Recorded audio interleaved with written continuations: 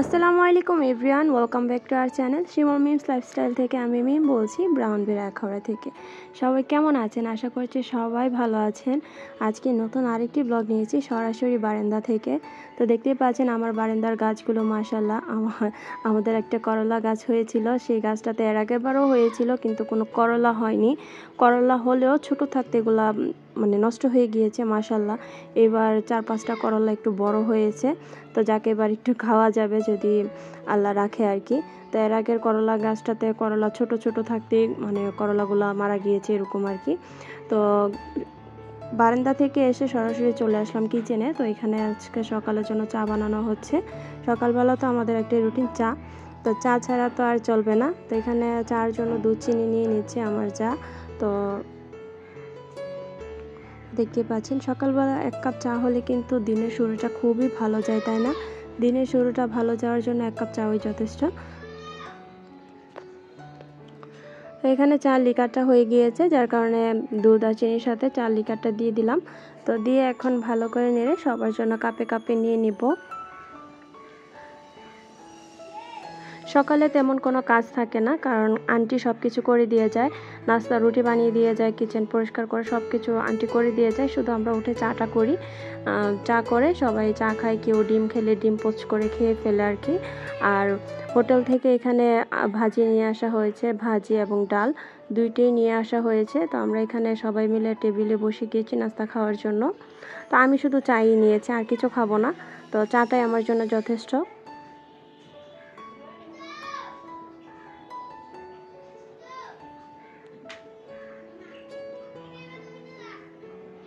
তো এখানে চা নিয়ে নিলাম আর সবাই নাস্তা করতেছে। এখানে আমার ননদের ছেলে মেয়ে ওরা সবাই খাচ্ছে।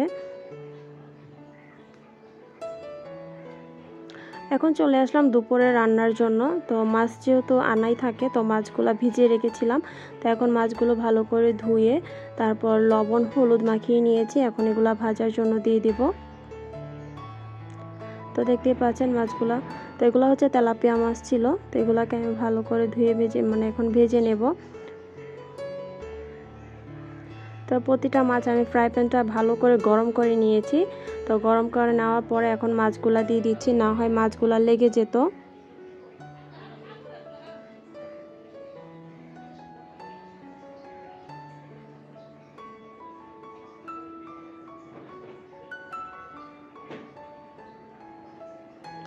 আর পাশে আন্টি এখানে ভেন্ডি কাটতেছে, মানে ঢেঁড়স।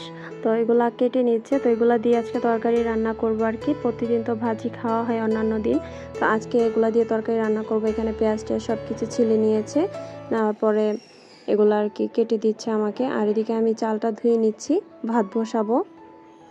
সরি, এখানে আমার ননদ চালটা ধুয়ে দিচ্ছে। তো আমরা এক একজন এক একটা কাজ করছি আজকে। তো এখানে চাল ধোয়া হয়ে গেলে আমি এখানে মাছগুলো উল্টিয়ে দিয়েছিলাম।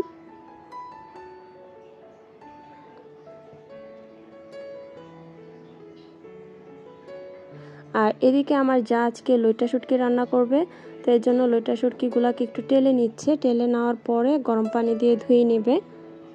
আর আমার পাশে আমার মাছ ভাজা হচ্ছে। তো লইট্টা শুটকি এভাবে টেলে রান্না করলে খুবই ভালো লাগে। তো আজকে যেহেতু রান্না করা হয়েছিল, মানে খুবই ভালো লেগেছে খেতে। তো আমি কি করি, গরম পানি দিয়ে সরাসরি ধুয়ে ফেলি, টেলে নেই না।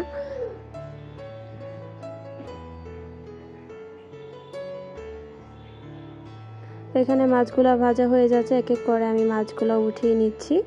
তা আমাদের ব্লগগুলো আপনাদের কাছে দেখতে কেমন লাগে কমেন্ট করে কিন্তু জানাতে ভুলবেন না। আর লাইক কমেন্ট করে অবশ্যই কিন্তু পাশে থাকবেন, এবং আমাদের চ্যানেলটি সাবস্ক্রাইব করে আপনাদের আত্মীয় স্বজন সবার সাথে শেয়ার করে দিবেন, যেন আমরা আরও নতুন নতুন ব্লগ আপনাদের সাথে শেয়ার করতে পারি।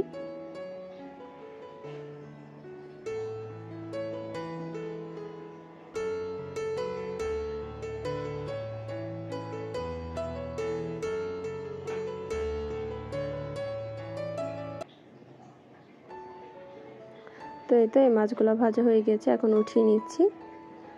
তো এখন যে মাছগুলো ভাজার বাকি আছে সেই মাছগুলো দিয়ে দিলাম।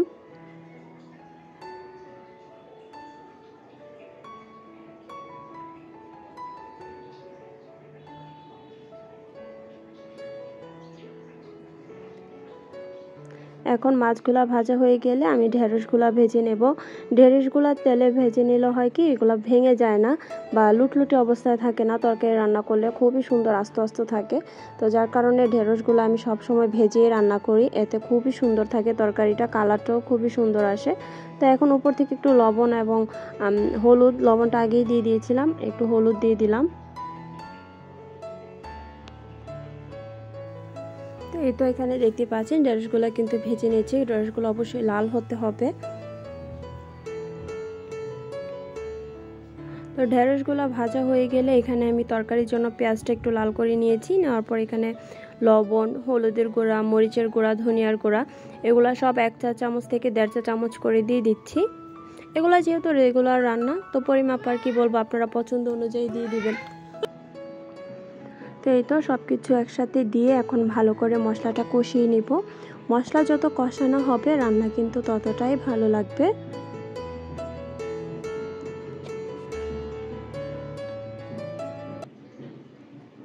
তো সামান্য একটু পানি দিয়ে দিব।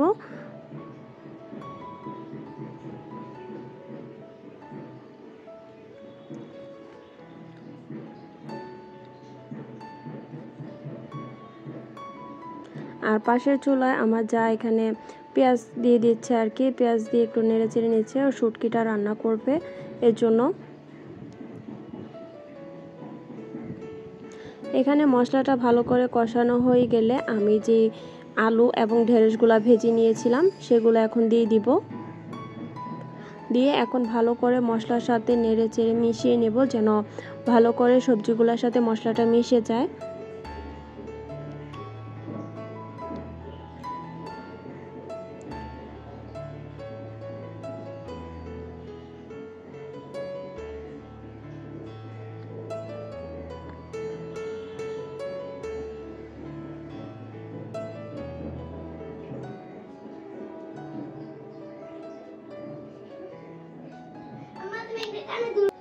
এখানে মশলার সাথে কষানোর জন্য একটু ঢেকে রেখে দিলাম, আর এখানে পেঁয়াজ আর আলু ভেজে নিচ্ছে একসাথে, আলুটাও দিয়ে দিয়েছে যেন একটু লাল করে ভাজা হয়ে যায়। তো এখন এটার ভিতরে মরিচের গুঁড়া, হলুদের গুঁড়া, ধনিয়ার গুঁড়া সব কিছু একে একে দিয়ে দিচ্ছে, আর সব কিন্তু 1 চা চামচ করে দিচ্ছে। এই শুটকি ভুনাতে কিন্তু বেশি মশলা লাগে না, তাই না? তো এখানে সব কিছু 1 চা চামচ করে দিয়ে দেওয়া হয়ে গেলে এটাকে ভালো করে নেড়ে চেড়ে ভালো করে কষিয়ে নেবে। আর এদিকে ঢেঁড়সটা মানে কষানো হয়ে গিয়েছে, এখন আমি গরম পানি দিয়ে দিয়েছি। যে কোনো তরকারির ক্ষেত্রে চেষ্টা করবেন গরম পানিটা দেওয়ার জন্য, গরম পানি দিলে তরকারির টেস্টটা বহু গুণে বেড়ে যায়। আর ওইদিকেও একটু লবণ দিয়ে দিচ্ছে, মনে হচ্ছিল লবণ একটু কম হয়েছে। আর এদিকে যে থালা বাসনগুলো জমেছিল সকালে কাপ পিরিচ, এগুলো আমি একটু ধুয়ে নিচ্ছি, কারণ বেসিনের মধ্যে বাজে দেখাচ্ছিল, তো ভাবলাম যে এগুলো একটু ধুয়ে নিই। তো এগুলো ভালো করে সাবান দিয়ে আমি মেজে নিয়েছি, এখন এগুলো একটু ধুয়ে নিব।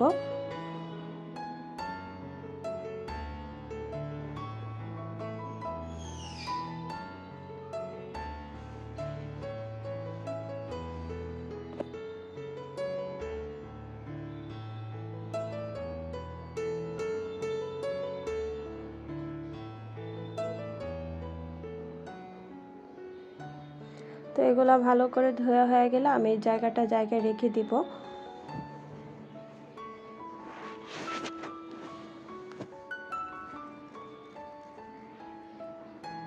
আসলে যখনকার কাজ তখনই করে ফেলা উচিত, না হয় কিন্তু অনেক কিছু জমে যায়, তো দেখতেও বাজে লাগে, কাজও বেড়ে যায়। তো এখানে ও একটু গরম পানি করে নিয়েছিল, করে ওইটার ভিতরে দিয়ে দিয়েছে যেন আলুটা সিদ্ধ হয়ে যায়। আর এদিকে আমার ঢেঁড়সের তরকারিটা কিন্তু বলক চলে এসেছে, এখন আমি এটার ভিতরে মাছগুলো দিয়ে দিব।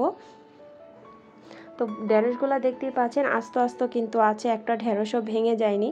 তো এইভাবে ভেজে রান্না করলে আসলে সব কিছুই সুন্দর থাকে। আমরা কাঁকরোল, কলা, ঢেঁড়স এগুলো সব কিছু ভেজে রান্না করি, এতে তরকারিটা খেতেও ভালো লাগে এবং তরকারিটা দেখতেও খুব সুন্দর হয়। আপনারা চাইলে এগুলো ভেজে রান্না করে দেখতে পারেন।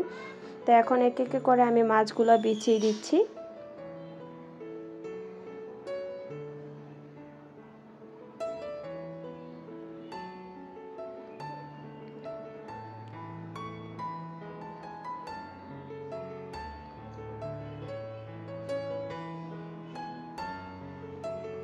তো তো 2 চুলায় 2টা রান্না হচ্ছে আর কি একসাথে। তো একসাথে হয়ে গেলে ভালো, কারণ যেহেতু আমার শ্বশুর চলে আসবে নামাজের পরে, তারপর হুজুর আসবে একজন, ওনাকে প্রতিদিন ভাত দেওয়া হয় এর জন্য। আর এদিকে যখন আলুটা মানে 70% সিদ্ধ হয়ে এসেছে তখন শুটকিগুলো দিয়ে দিয়েছে। তো শুটকিগুলো দিয়ে এখন ভালো করে নেড়ে নেবে। তো এগুলো হচ্ছে লইট্টা শুটকি।